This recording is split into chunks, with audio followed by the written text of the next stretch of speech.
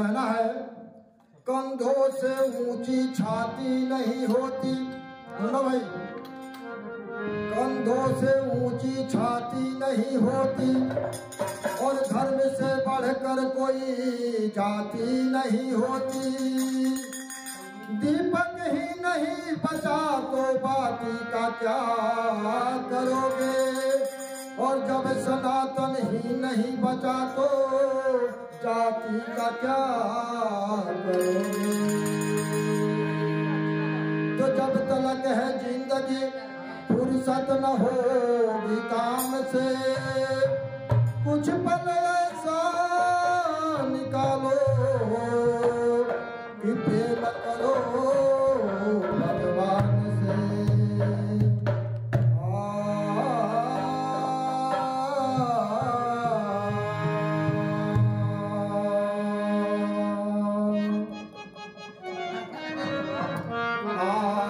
सबको बोलना है, आपको भी बोलना, साइलेंट मत रहिए। आप बैठे हैं काफी देर से, विनोद भैया बोलिएगा। आप हारमोनियम अच्छे वादक हैं, अच्छे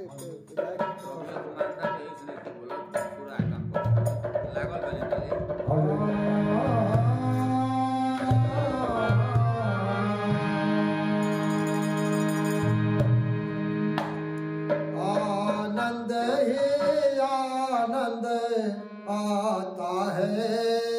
हम लोग यहाँ आए हैं आनंद लेने के लिए, ठीक है बाबा। तो आनंद ही आनंद आता है जब हरि से तार जुड़ जाता है।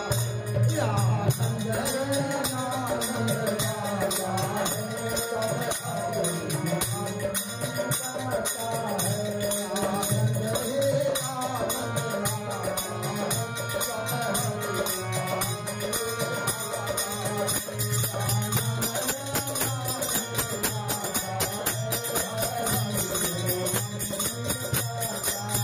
जब हरि से तार जुड़ जाता है।